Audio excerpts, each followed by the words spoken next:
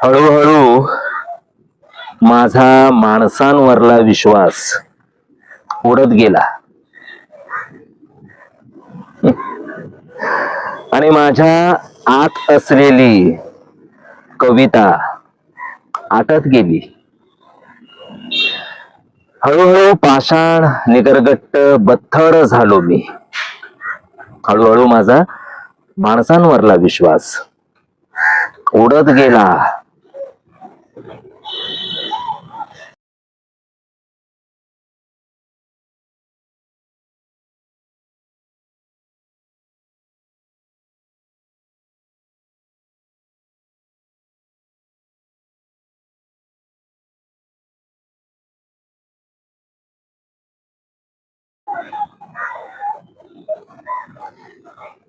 हळूहळू माझा माणसांवरला विश्वास उडत गेला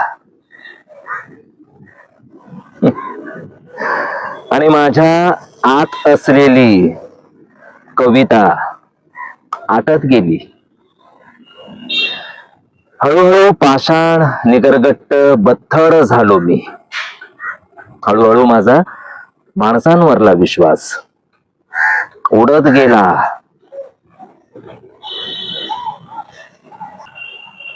एखादी कोरडी निगरगट्ट कविता जन्माला येईल म्हणून खूप ताटकळलो मी, पण व्यर्थ.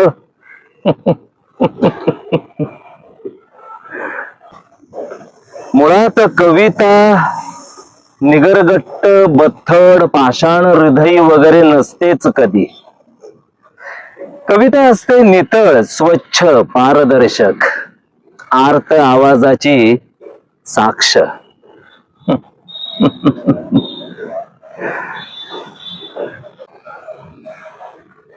कवितेने कवितेसारखंच उचंबळून यावं म्हणून मी सारखा सारखा पुन्हा पुन्हा फसवला गेलो असलो तरी या माणसांच्या निबिड अरण्यात माणसातल्या माणूसपणावर विश्वास ठेवायचा असं ठरवलंय. मी माझ्यातल्या कवितेला घट्ट पकडून ठेवायचं असं ठरवलंय.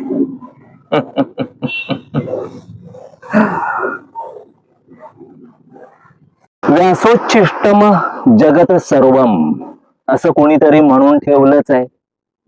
पिंडी ते ब्रह्मांडी या उक्तीप्रमाणे तू सगळ्याच गोष्टी कव्हर केल्यास महाभारतात. घरातले वाद थेट रणांगणावर नेऊन मिटवलेस. केवढा मोठा पट.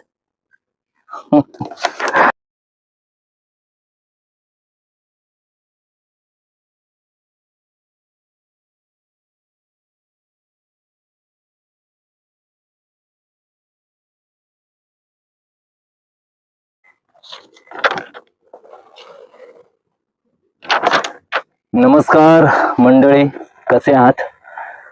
आज मी तुमच्या समोर माझी एक कविता वाचणार आहे, ज्याचं शीर्षक आहे भावकीतली भांडणं. व्यासा, तुझ्या परिघाची त्रिज्या मोजताना नाकी नऊ येतात माझ्या. व्यासा, तुझ्या परिघाची त्रिज्या मोजताना नाकी नऊ येतात माझ्या. तुझा नेमका केंद्रबिंदूच सापडत नाही मला.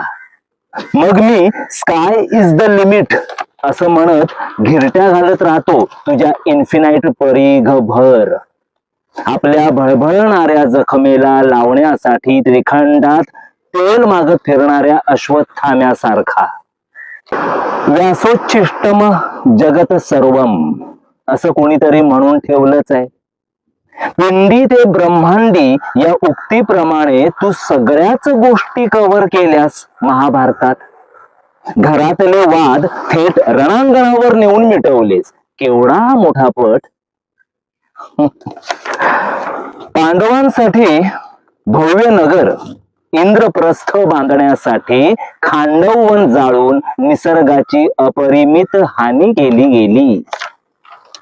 एकलव्याचा अंगठा घेतला गेला द्रोणाचार्यांकडून. द्रौपदीचं वस्त्रहरण केलं गेलं, एकट्या अभिमन्यूला घेरून सगळे त्यावर तुटून पडले. कर्णाचा अपमान, भीष्माची प्रतिज्ञा, गांधारीचा शाप, अंध राजा धृतराष्ट्र आणि त्याचं पुत्र प्रेम, शिखंडी काय, बृहन्नद्दा काय, बाप रे बाप रे बाप रे. एकापेक्षा एक वरचढ घटनांची मालिकाच उभी केलीस तू, एखाद्या वेब सिरीज साठी परफेक्ट वाटावी अशी. आजूबाजूला विद्वान, पंडित, रथी, महारथी आणि उच्चवर्णीय कॅरेक्टर्स असतानाही तू तुझं जगण्याचं तत्वज्ञान सांगणारी भगवद्गीता मात्र एका गवळ्याच्या तोंडून ऐकवण्याचे धाडस केलेस. त्यासाठी तर तुला हॅट्स ऑफ. आणि तीही ऐकवलीस रायटर्स क्रिएटिव्ह लिबर्टी घेऊन भर रणांगणात. आणि रणांगणावरला कृष्णाचा हा उपदेश संजय कर्वी ऐकविलास धृतराष्ट्राला राजवाड्यात.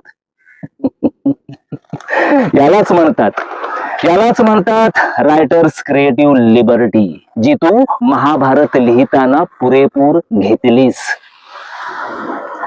षडरिपूंनी ग्रासलेल्या माणसांच्या विकारांबद्दल तू चहूबाजूंनी बोललास व्यासा. राजा शांतनू ते जनमेजय, व्हाया कुंती, गांधारी, द्रौपदी, लोभ, अपमान, क्रोध, सूड, विवेक, तुझ्या आत साचलेल्या या साऱ्याचा निचरा झाला नसता तर तुझं काय झालं असतं व्यासा? तू फार वेडा झाला असतास की एखाद्या दिवशी ब्रेन हॅमरेजमुळे मरून गेला असतास अकाली? तरी नशीब लिखाणात करिअर वगैरे करण्याचं टूम तुझ्या काळात निघालं नव्हतं. अन्यथा प्रेक्षक शरण लिखाण करण्याच्या नादात एवढ्या चांगल्या प्लॉटची वाट लावून टाकली असतीस तू. आणि लेखक म्हणून करिअर बिरियर करण्याच्या नादात छापखाना उघडला असतास आमच्या सलीम जावेद सारखा. व्यासा, विकारांबद्दल बोलणारा शेक्सपियर फारच पपलू आणि अगदीच मातेमोल वाटतो रे मला तुझ्या समोर. असो, बाकी तू लिहिलेल्या महाभारताचे प्रयोग आज तागायत निरंतर चालू आहेत जगभर. एक गेला की दुसरा त्याची रिप्लेसमेंट करतो, पहिल्याची आठवण सुद्धा येऊ देत नाही इतकी बेमालूम. तू लिहिलेलं हे महानाट्य बंद होणार नाही याची काळजी इथे प्रत्येक जण घेतो. भावकीतली भांडणं वाजत गाजत चव्हाट्यावर आणतो. अशी ही माझी भावकीतली भांडणं कविता. आवडली तर लाईक करा, मित्रांना शेअर करा आणि चॅनलला सबस्क्राईब करा. बाकी तुम्ही जो उदंड प्रतिसाद देताय माझ्या व्हिडिओजना त्याबद्दल फार फार आभारी आहे मी तुमचा. चला, नवीन व्हिडिओच्या निमित्ताने पुन्हा एकदा लवकरच भेटूया. तोपर्यंत टाटा, बाय बाय, सायोनारा, बाय.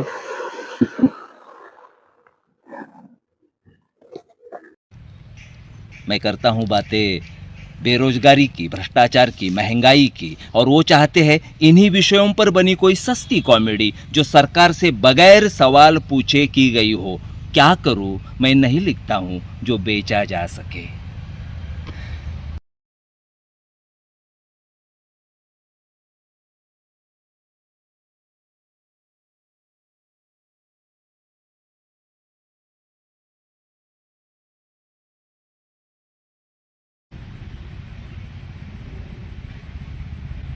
नमस्कार दोस्तों, कैसे हो?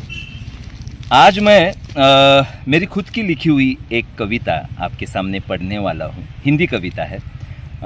अक्सर मैं मराठी में लिखता हूँ, तो ये मेरी जो कविता है आज जो मैं आपके सामने पढ़ने वाला हूँ, ये मेरी पहली हिंदी कविता है.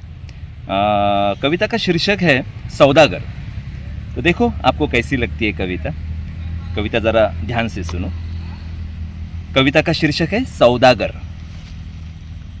जो बेचा जा सकता है वो मुझसे लिखा नहीं जाता. जो बेचा जा सकता है वो मुझसे लिखा नहीं जाता, और जो मैं लिखता हूँ उसका कोई खरीदार नहीं है. आजकल बड़े जोर शोर से बेचा जाता है अपना ईमान, पुश्तैनी मकान, दी गई जबान और बेची जाती है इंसानियत धड़ल्ले से खुद को बचाने के लिए। एक बार फिर से पढ़ता हूँ, ध्यान से सुनो। आजकल बड़े जोर शोर से बेचा जाता है अपना ईमान, पुश्तैनी मकान, दी गई जबान और बेची जाती है इंसानियत धड़ल्ले से खुद को बचाने के लिए। मैं करता हूँ बातें प्यार मोहब्बत की, इंसानियत की, और वो खरीदना चाहते हैं नफरत, हिंसा, मारधाड़। क्या करूँ? मैं नहीं लिखता हूँ जो बेचा जा सके। मैं करता हूँ बातें बेरोजगारी की, भ्रष्टाचार की, महंगाई की, और वो चाहते हैं इन्हीं विषयों पर बनी कोई सस्ती कॉमेडी जो सरकार से बगैर सवाल पूछे की गई हो। क्या करूँ? मैं नहीं लिखता हूँ जो बेचा जा सके। मैं करता हूँ बातें आम आदमी के सुख दुख की। मैं करता हूँ बातें आम आदमी के सुख दुख की, और वो खरीदना चाहते हैं अमीरों की अय्याशी। क्या करूँ मैं नहीं लिखता जो बेचा जा सके। मैं खोलना चाहता हूँ पोल आम जनता को लूटने वाले बाबा, बुआ, तांत्रिक और मांत्रिक की। मैं खोलना चाहता हूं पोल आम जनता को लूटने वाले बाबा, बुआ, तांत्रिक और मांत्रिक की, भ्रष्टाचारी नेता और उनके अंधभक्तों की, मगर आम जनता ही उन्हें बचाना चाहती है। उनके बारे में बुरा नहीं, कुछ अच्छा सुनना चाहती है। मगर क्या करूं? मैं नहीं लिखता जो बेचा जा सके। मैं भी बनना चाहता हूं एक पॉपुलर कवि, एक पॉपुलर उपन्यासकार, महंगे मकान में रहने वाला, महंगी गाड़ी में घूमने वाला, महंगे कपड़े पहनने वाला, लोगों का पसंदीदा राइटर। मगर क्या करूं? मैं नहीं लिख सकता किसी भ्रष्ट नेता पर उसकी झूठी तारीफ करने वाली कविता। मैं नहीं लिख सकता किसी भ्रष्ट राजनीतिक पार्टी का मैनिफेस्टो जो चुनावी जुमलों से भरा हो। मैं नहीं लिख सकता कुछ भी जो आम लोगों को अंधेरे में रखकर बेचा जा सके। मैं नहीं लिख सकता। ऐसी मेरी कविता है। आपको कैसी लगी कमेंट बॉक्स में ज़रूर कुछ लिखो उसके बारे में, कविता के बारे में। और बाकी कुछ नहीं, बाकी नए वीडियो के माध्यम से नई कविता के साथ जल्दी हम लोग मिलेंगे। तब तक के लिए टाटा, बाय बाय, सायोनारा, बाय।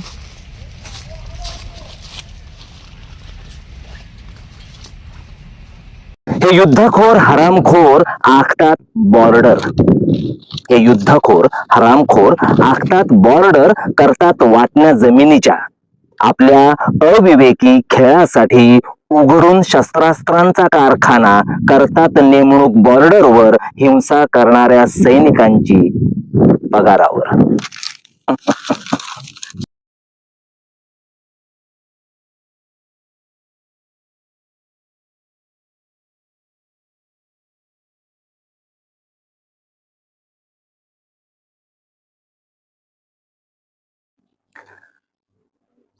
नमस्कार मित्रांनो, कसे आहात तुम्ही? थंबनेल पाहिलेलं आहे त्यामुळे तुम्हाला माहिती आहे आज मी तुमच्या समोर माझी एक कविता सादर करणार आहे। कवितेचं शीर्षक आहे युद्धखोर हरामखोर। तर कविता अशी आहे, नीट लक्ष देऊन ऐका। आवडली तर लाईक करा, मित्रांमध्ये शेअर करा आणि कमेंट बॉक्स मध्ये तुमची जी काही मतं असतील ती कळवा। तर मी लिहिलेली कविता युद्धखोर हरामखोर। माझं ते माझच आणि तुझं ते पण माझच, या एकाच मुद्द्यावर केली जातात युद्ध हरामखोरांकडून, तुमच्या आमच्या परंपरा, अस्मिता जाग्या करून। पुन्हा एकदा वाचू का? माझं ते माझच आणि तुझं ते पण माझच, या एकाच मुद्द्यावर केली जातात युद्ध हरामखोरांकडून, तुमच्या आमच्या परंपरा, अस्मिता जाग्या करून। ते पुढे करतात कारण धर्माचं, देवाचं, पण हवी असते त्यांना जमीन, हवं असतं त्यांना तेल, पाणी, नैसर्गिक साधन संपत्ती दुसऱ्याची। हे भाडखाऊ म्हणे शांततेसाठी करतात युद्ध. हे भाडखाऊ म्हणे शांततेसाठी करतात युद्ध. हे भोसडीचे शांततेसाठी मारतात म्हणे तान्ह्या बाळांना, गरोदर आयांना, म्हाताऱ्या खोताऱ्यांना आणि तत्व बित्व जपणाऱ्या तरुणांनाही सरसकट युद्धखोर हरामजाद्यांबरोबर. हे युद्धखोर हरामखोर आखतात बॉर्डर. हे युद्धखोर हरामखोर आखतात बॉर्डर, करतात वाटण्या जमिनीच्या. आपल्या अविवेकी खेळासाठी उघडून शस्त्रास्त्रांचा कारखाना करतात नेमणूक बॉर्डरवर हिंसा करणाऱ्या सैनिकांची पगारावर. या युद्धखोर हरामखोरांच्या आयांनी अजाणतेपणी पोसली होती आपापल्या गर्भात ही असली क्रूर हिंस्र श्वापदे. या युद्धखोर हरामखोरांच्या आयांनी अजाणतेपणी पोसली होती आपापल्या गर्भात ही असली क्रूर हिंस्र श्वापदे, की संस्कृतीच्या नावाखाली सुप्तावस्थेत दडून बसलेल्या भिकारचोट हिंस्र असंस्कृत समाजाचीच पैदास आहे ही. कवितेच्या शेवटाला येताना युद्ध नको बुद्ध हवा या ओळीला जुळणाऱ्या ओळी सापडत नाहीयेत मला. कवितेच्या शेवटाला येताना युद्ध नको बुद्ध हवा या ओळीला जुळणाऱ्या ओळी सापडत नाहीयेत मला. पण आईचा गर्भही नासवणाऱ्या युद्धखोर हरामखोरांच्या तिरडीला माणुसकीच्या नात्याने खांदा देताना फक्त एवढंच म्हणावंसं वाटतं, वैष्णव जन तो तेने कहिए जे पीड पराई जाने रे. अशी कविता आहे माझी. आवडली तर लाईक करा, मित्रांमध्ये शेअर करा आणि पुन्हा एकदा नवीन व्हिडिओच्या निमित्ताने लवकरच भेटूयात. तोपर्यंत टाटा, बाय बाय, सायोनारा, बाय.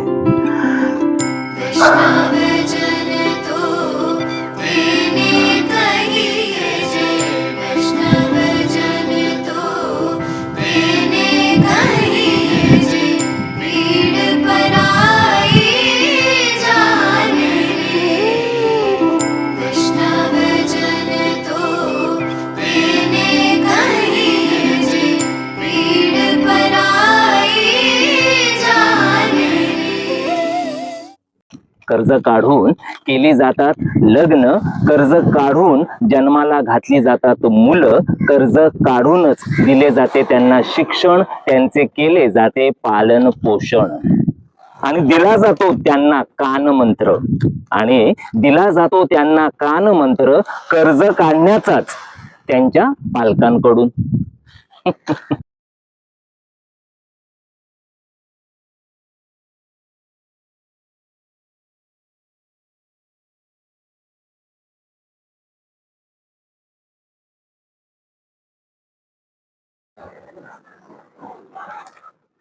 नमस्कार मित्रांनो, कसे आहात? खरं तर कसे आहात हा प्रश्न हल्ली विचारायला म्हणजे 100 वेळा विचार करावा लागतो, की सध्या जे काही युद्धाचे वारे वाहत आहेत त्यात प्रत्येक जण भरडून निघतोय त्या सगळ्या एकंदर जागतिक जी काय परिस्थिती आहे त्या परिस्थितीत प्रत्येक जण या ना त्या कारणाने भरडून निघतोय. गॅसचे भाव वाढत आहेत, आणखी वेगवेगळ्या पद्धतीच्या अडचणी आता येत जातील जसं युद्ध आणखी लांबेल. मित्रांनो, काय होतं ना की आपण ज्या राज्यात राहतो आपल्याला असं वाटतं की त्या राज्याचे मंत्री आपले सगळे प्रॉब्लेम सॉल्व्ह करतील, पण त्या राज्याची सगळी सूत्र असतात केंद्राकडे. आणि हल्ली केंद्र ऑपरेट केलं जातंय, आपलं केंद्र जे आहे, आपला देश जो आहे तो ऑपरेट केला जातोय अमेरिकेकडून. म्हणजे अमेरिका आपल्याला सांगते ना की तुम्ही जा, घेऊ शकता रशियाकडून तेल, मग आपण जातो. अन्यथा आपण घाबरून असतो की तुम्ही सांगा, तुम्ही परवानगी द्या, मग आम्ही जातो रशियाकडे तेल घ्यायला. आणि आपल्या अमेरिकेला म्हणजे जसं आपल्या राज्याला केंद्र ऑपरेट करतंय असं आपल्याला वाटतं, केंद्राला अमेरिका ऑपरेट करते आणि अमेरिकेला ऑपरेट करतोय इस्रायल. म्हणजे पर्यायाने आपल्या सगळ्यांची सूत्र सध्या इस्रायलच्या हातात आहेत. एप्स्टीन फाईल्स मधून जी काही नावं बाहेर आली, मोठी नावं बाहेर आली, डोनाल्ड ट्रम्प असेल किंवा स्टीफन हॉकिंग्ज असतील किंवा बिल गेट्स हे प्रकरण सध्या जे काय आहे, अवकाळी पाऊस जो काय पडतोय, तर त्यामागे बिल गेट्स यांचा एक प्रयोग आहे. त्या प्रयोगामुळे विचित्र पद्धतीचा पाऊस पडतोय, केमिकल्स त्याच्यातून येत आहेत. त्या पावसापासून स्वतःचा बचाव करा असं सांगितलं जात आहे. तर ही पृथ्वी एक प्रयोगशाळा करून ठेवली आहे सगळ्या श्रीमंतांनी. तर ते एप्स्टीन फाईल कुठेतरी ते प्रकरण दाबण्यासाठी अमेरिका इस्रायलनी युद्ध सुरू केलं इराण बरोबरच. आणि ते युद्ध आता जसं जसं पुढे सरकत येत तसं प्रत्येक जण अडचणीत सापडतोय. तर मित्रांनो, काय होतं ना की जगभर चाललेला हा जो काही युद्धाचा तेलाचा इतिहास आहे किंवा अमेरिकेचं सतत आपलं जे चलन आहे डॉलर, ते कसं सगळ्यांपेक्षा वरचढ राहील यासाठी अमेरिका जो काय प्रयत्न करत असते, या सगळ्यातून युद्ध उभी राहतात. आणि मोस्ट ऑफ युद्ध ही त्या देशांच्या कर्जबाजारी असण्यामुळे त्यांच्यावरती लादली जातात. तर त्या संदर्भात ही कविता आहे. तुम्ही म्हणाल की हे सगळं कशाला सांगत बसतायत. बरोबर, आपलं काही न्यूज चॅनल नाहीये, हे सगळं तुम्हाला माहित आहे. युद्धखोर हरामखोर नावाची मी एक म्हणजे शीर्षक असलेली मी एक कविता सुद्धा केली आहे, ती सुद्धा बघा तुम्ही. काय होतं ना, आपल्या आजूबाजूला जे घडतंय ना, ते खऱ्या अर्थाने आपण काय प्रोपोगंडा करणारं साहित्य जन्माला घालत नाही. आपण एक सामान्य लोकांच्या बाजूने आपल्या अबलक एंटरटेनमेंट वरती बोलत असतो. त्यामुळे जे घडतंय त्याच्या विषयी थोडासा मी रिॲक्ट होत असतो. तर त्यातूनच मी एक कविता लिहिली, तिचं शीर्षक आहे युद्धखोर हरामखोर. आणि आजची कविता ही थोड्याफार फरकाने युद्धाशी संबंधितच आहे, म्हणून हे सगळं बोललो. तर मित्रांनो, हे सगळं जरा तुम्ही पण सर्च करा. एप्स्टीन फाईल काय आहे, बिल गेट्सचं पावसाचं प्रकरण काय आहे, त्याच्यानंतर मग आपलं राज्याला ऑपरेट करणारं केंद्राला ऑपरेट करणारं अमेरिकेला ऑपरेट करणारा इस्रायल, हे सगळं काय त्रांगडं आहे. चायना तिकडे तैवानवरती का हमला करतंय, पाकिस्तान अफगाणिस्तानावरती हमला करतंय, हे सगळं सध्या ना, म्हणजे आता रोज सकाळी आपण उठून युद्धाच्या बातम्या ऐकायच्या. आज आपल्याकडे बॉम्ब पडला नाही याचं आपण थोडंसं सुख मानायचं आणि कामावर जायचं, अशी परिस्थिती आता निर्माण होईल की काय असं वाटायला लागलेलं आहे. म्हणजे युद्ध हे रोजच असणार आहे. त्यामुळे हे लोकशाही, त्याच्यानंतर मग आपण युनो वगैरे हे जे काही स्थापन केलं ते सगळं शेवटी सगळं फोल ठरलेलं आहे असं वाटतंय. तर बघू यापुढे आता काय होतंय ते. तर मी लिहिलेली कवितेचं शीर्षक आहे कर्ज.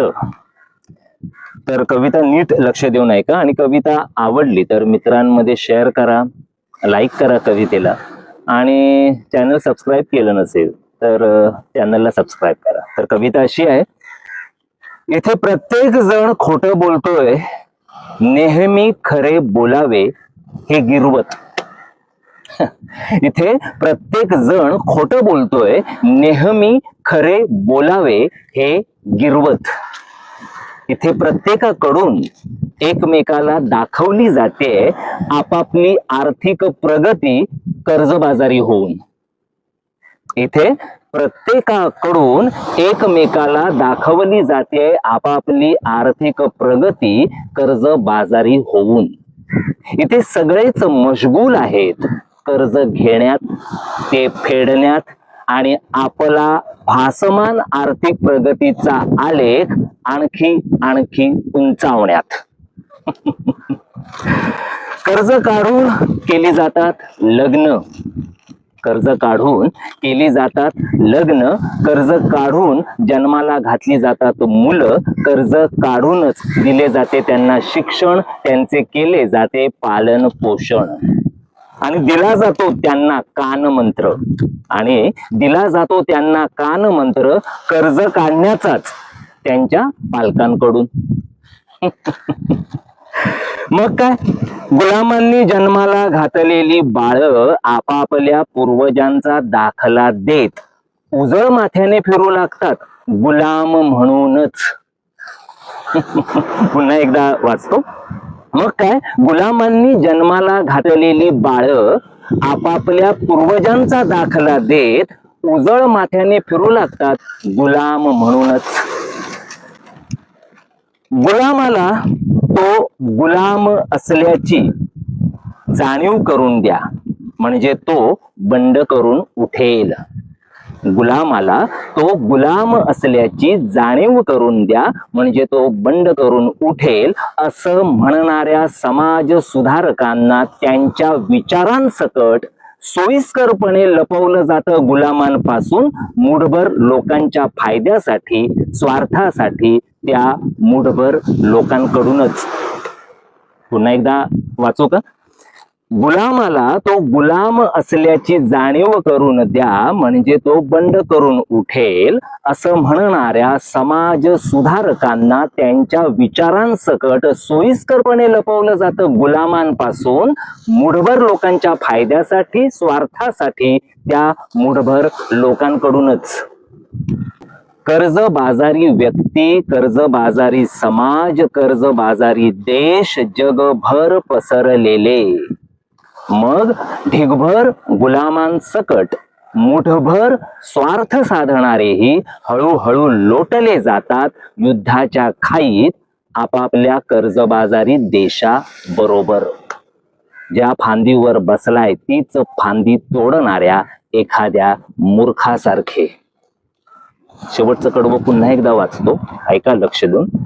कर्जबाजारी व्यक्ती, कर्जबाजारी समाज, कर्जबाजारी देश जगभर पसरलेले. मग ढिगभर गुलामांसकट मुठभर स्वार्थ साधणारेही हळूहळू लोटले जातात युद्धाच्या खाईत आपापल्या कर्जबाजारी देशाबरोबर. ज्या फांदीवर बसलाय तीच फांदी तोडणाऱ्या एखाद्या मूर्खासारखे. तर अशी ही माझी कविता आहे, कर्ज. कविता नीट लक्ष देऊन ऐका, पुन्हा एकदा ऐका, समजून घ्या. आपण मनोरंजनात्मक असं काही करत नाही. माझ्या कविता ऐकताना कदाचित लोकांना त्रास होत असेल किंवा थोडासा आरसा दाखवल्यासारखं होत असेल, पण नाईलाज आहे माझा. कारण उगाच तुम्हाला अफूची गोळी देऊन माझे व्ह्यूज वाढवणं किंवा माझे सबस्क्रायबर्स वाढवणं यात मला आनंद नाहीये. त्यापेक्षा आहेत तेवढे सबस्क्रायबर्स राहिले तरी चालतील, आणि जी चांगली विचार करणारी माणसं जॉईंट होतील ती मला आवडतील. त्यामुळे जरा माझं साहित्य थोडंसं तुम्हाला क्लिष्ट वाटत असेल, आताच जे काही सध्या सोपं चाललंय त्या तुलनेत म्हणतोय मी, अन्यथा माझं काही साहित्य क्लिष्ट वगैरे नाही. याच्या आधीच्या साहित्यिकांनी खूप छान आणि चांगल्या शब्दात लिहून ठेवलेलं आहे बरंच काही. तर बघा, तुम्हाला जर कविता खरंच आवडली असेल मनापासून, तुमची सद्सद्विवेक बुद्धी जागृत असेल आणि आपल्या अवतीभोवती जे काही चाललंय त्याच्यावर न्यूट्रल विचार करावासा वाटत असेल, तर आपलं चॅनल सबस्क्राईब करा, कवितेला लाईक करा, शेअर करा. आणि नवीन व्हिडिओच्या निमित्ताने पुन्हा एकदा लवकरच भेटूयात. तोपर्यंत टाटा, बाय बाय, सायोनारा. हे सायोनारा का म्हणतोय माहितीये ना, आता युद्धाचं सध्या चालू आहे म्हणून पुन्हा एकदा सांगतो. पहिल्या अणुबॉम्बचा वापर अमेरिकेने जपानवर केला होता, हिरोशिमा आणि नागासाकी या 2 शहरांवर. तर हा सायोनारा म्हणजे बाय बाय, टाटा. तर हा सायोनारा हा जो आहे तो ह्या अणुयुद्धाला बाय बाय, अणुयुद्धाला टाटा, आणि हा एकंदरच घटिंगनशाहीला तो सायोनारा आहे, तो टाटा आहे, तो बाय बाय आहे. आणि जरा शांततेने आपण सगळ्यांनी जगूयात अशी आपण त्या विधात्याकडे प्रार्थना करूयात. चला, टाटा, बाय बाय, सायोनारा. काळजी घ्या, काळजी घ्या, बाय, सायोनारा.